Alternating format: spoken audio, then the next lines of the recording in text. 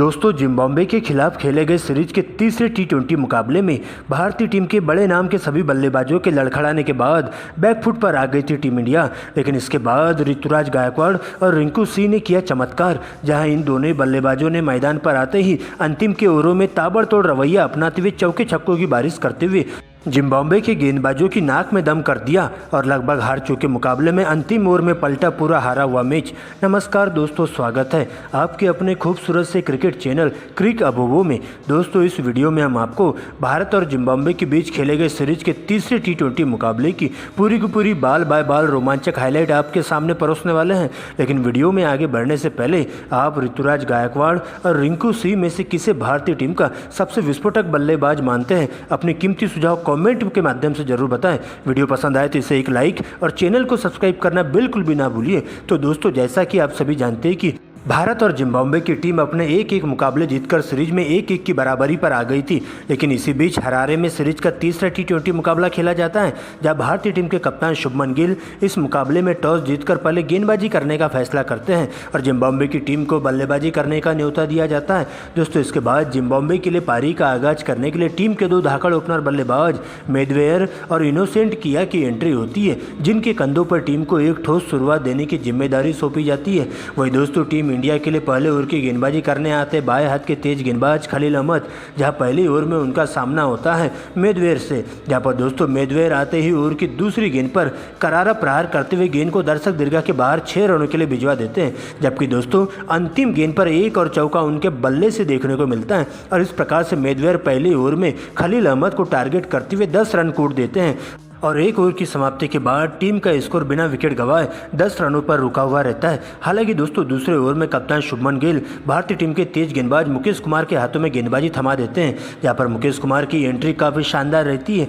और आते ही जिम्बाब्वे की टीम को पहला बड़ा झटका मुकेश कुमार की गेंद पर लगता है। दोस्तों, आपको बता दें कि ओवर की पहली गेंद पर इनोसेंट किया को तेज गति से फेंकी गई गेंद पर क्लीन बोल्ड कर देते हैं, जहाँ पर दोस्तों तेज गति से फेंकी गई गेंद अंदर की तरफ आती है और बिना खाता खोले ही उन्हें डगआउट की ओर लौटना पड़ता है। हालांकि दोस्तों इसके बाद ब्रायन बेनेट की एंट्री होती है और इसके बाद बेनेट और मैथवेयर दोनों ही मिलकर आगे का मोर्चा संभालते हुए काफ़ी सूझबूझ भरी बल्लेबाजी का नज़ारा पेश करते हैं, जहां तीसरे ओवर में फिर से खलील अहमद को टारगेट किया जाता है और उनके इसी ओवर में बैक टू बैक 2 लगातार बाउंड्री एक बार फिर से लगा दिए जाते हैं। और इसके बाद तो दोनों ही बल्लेबाज यही नहीं रुकते हैं, जहाँ पर बेनेट के द्वारा विस्फोटक पारी देखने को मिलती है और पावर प्ले का भरपूर फायदा उठाते हुए बेनेट चौके छक्कों की बारिश करते हुए भारतीय टीम के गेंदबाजों की जम के क्लास लेते हैं और 6 ओवर की समाप्ति के बाद जिम्बाब्वे की टीम का स्कोर 1 विकेट के नुकसान पर 60 रनों तक पहुंच जाता है। लेकिन दोस्तों इसी बीच इस साझेदारी को तोड़ने के लिए भारतीय टीम के स्पिन गेंदबाज रवि बिश्नोई की एंट्री होती है, जहां पर रवि बिश्नोई आते हैं और जिम्बाब्वे की टीम को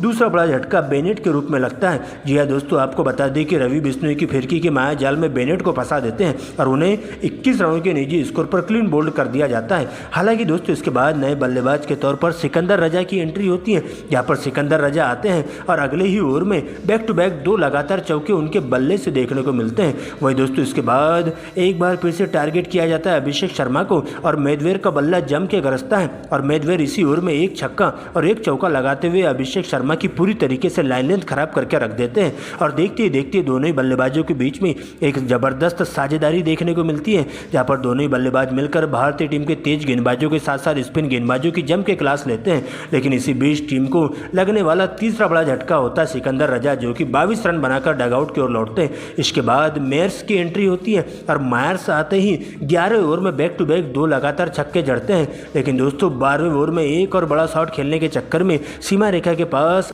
कैच आउट होकर डगआउट की ओर लौटना पड़ता है और टीम को लगने वाला तीसरा बड़ा झटका होता है। हालांकि दोस्तों इसके बाद नए बल्लेबाज के तौर पर कैम्पबेल की एंट्री होती है और कैम्पबेल आते ही विकराल रूप दिखाते हुए भारतीय टीम के गेंदबाजों की जम के क्लास लेते हैं, जहां पर दोस्तों एक बार फिर से वाशिंगटन सुंदर के द्वारा शानदार कमबैक देखने को मिलता है और बल्लेबाजों की कमर तोड़ के रख देते हैं, जहाँ पर दोस्तों जल्दबाजी के चक्कर में उन्हें रनआउट होकर डगआउट की ओर लौटना पड़ता है और बिना खाता खोले ही उनकी पारी का अंत हो जाता है। लेकिन दोस्तों इसके बाद नए बल्लेबाज के तौर पर सलामी विकेटकीपर बल्लेबाज मेडांडे आते हैं, जहां पर आवेश खान के एक ही ओवर में आते ही बैक टू बैक 2 छक्के और 1 चौका जड़ देते हैं। जबकि दोस्तों 15 ओवर की समाप्ति के बाद जिम्बाब्वे की टीम का स्कोर 4 विकेट खोकर स्कोर बोर्ड पर 140 रनों पर रुका हुआ रहता है। हालांकि दोस्तों इसके बाद मेदवेर के साथ मिलकर दोनों ही बल्लेबाज आगे का मोर्चा संभालते हैं और तेज गति से रन बटोरना शुरू कर देते हैं, जहां पर 16वें ओवर में एक बार फिर से टीम इंडिया के स्पिन गेंदबाज वाशिंगटन सुंदर की लाइन लेंथ खराब कर दी जाती है और इसी ओवर में 2 छक्के और 2 चौके के साथ 20 रन बटोरते हैं।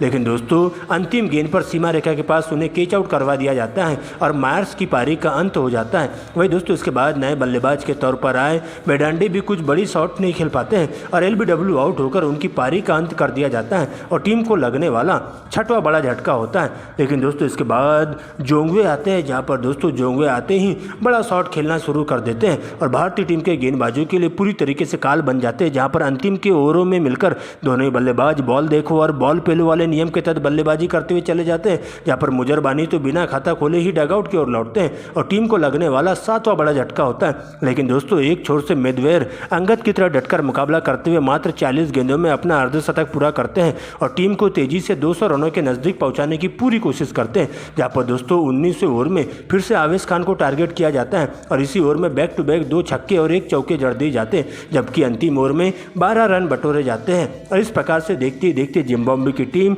8 विकेट खोकर स्कोर बोर्ड पर 190 रन बना पाती है और टीम इंडिया को इस मुकाबले में जीत हासिल करने के लिए 191 रनों का विशाल टारगेट दे दिया जाता है, जहां पर मेदवेर के द्वारा 60 रनों की नाबाद पारी खेली जाती है। लेकिन दोस्तों इसके बाद भारतीय पारी का आगाज करने के लिए टीम इंडिया के 2 धाकड़ ओपनर बल्लेबाज कप्तान शुभमन गिल और बाएं हाथ के शतकवीर विस्फोटक बल्लेबाज अभिषेक शर्मा की एंट्री होती है, जिनके कंधों पर टीम इंडिया को एक ठोस शुरुआत देने की जिम्मेदारी सौंपी जाती है। जहां पर दोस्तों जिम्बाब्वे के लिए पहले ओवर की गेंदबाजी करने आते हैं स्पिन गेंदबाज बेनेट और पहली ही गेंद पर अभिषेक शर्मा एक बार फिर से अपना विकराल रूप दिखाते हुए लॉन्ग ऑन के ऊपर से 90 मीटर का लमसम छक्का जड़ देते हैं। वही दोस्तों इसी ओवर की तीसरी गेंद पर एक और छक्का उनके बल्ले से देखने को मिलता है और इस बार कवर के ऊपर से छक्का लगाया जाता है। लेकिन दोस्तों इसी ओवर की 5वीं गेंद पर सीमा रेखा के पास 12 रनों के निजी स्कोर पर कैच आउट होकर डगआउट की ओर लौटते हैं और इस प्रकार से भारतीय टीम को 12 के स्कोर पर पहला बड़ा झटका देखने को मिलता है अभिषेक शर्मा के रूप में। लेकिन दोस्तों इसके बाद नए बल्लेबाज के तौर पर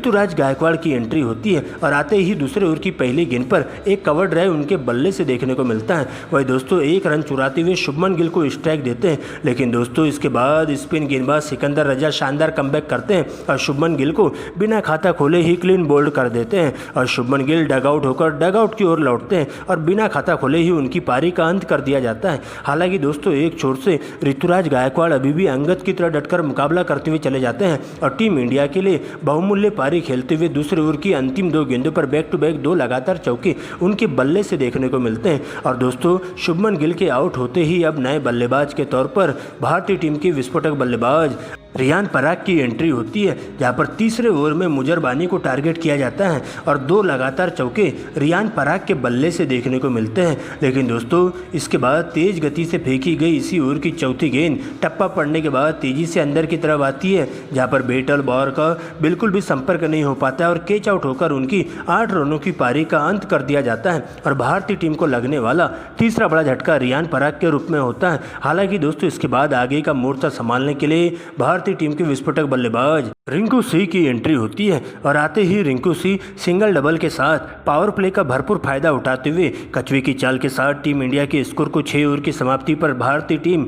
3 विकेट खोकर स्कोर बोर्ड पर 48 रन बना लेती है। लेकिन दोस्तों इसके बाद 7वें ओवर में Rinku Singh back to back 2 लगातार गगनचुंबी छक्के सिकंदर रजा को जड़ देते हैं और सिकंदर रजा की पूरी तरह से हालत पस्त कर दी जाती है। जबकि दोस्तों 10वें ओवर में छतारा को टारगेट किया जाता है और इसी ओवर में 1 छक्का और 1 चौका ऋतुराज गायकवाड़ के बल्ले से देखने को मिलता है और 10 ओवर की समाप्ति के बाद भारतीय टीम 3 विकेट खोकर स्कोर बोर्ड पर 85 रन बना लेती है। लेकिन दोस्तों लगातार बढ़ रहे स्ट्राइक रेट को देखते हुए दोनों ही बल्लेबाज अपने गियर बदलना शुरू कर देते हैं, जहां पर बॉल देखो और बॉल पेलो वाले नियम के तहत बल्लेबाजी करते हुए जिम्बाब्वे के स्पिन गेंदबाजों के साथ साथ तेज गेंदबाजों पर पूरी तरीके से धावा बोलना शुरू कर देते हैं और दोनों बल्लेबाज मिलकर आतिशी पारी खेलते हुए देखते ही देखते मात्र 26 गेंदों में ही इन दोनों ही बल्लेबाजों के बीच में एक 68 की साझेदारी पूरी हो जाती है और भारतीय टीम एक मजबूत स्थिति में आकर खड़ी हो जाती है। जहाँ पर दोस्तों सबसे पहले ऋतुराज गायकवाड़ मात्र 38 गेंदों में अपनी हाफ सेंचुरी पूरी करते हैं और 15 ओवर की समाप्ति के बाद भारतीय टीम का स्कोर बोर्ड पर 135 रनों पर रुका हुआ रहता है 3 विकेट खोकर।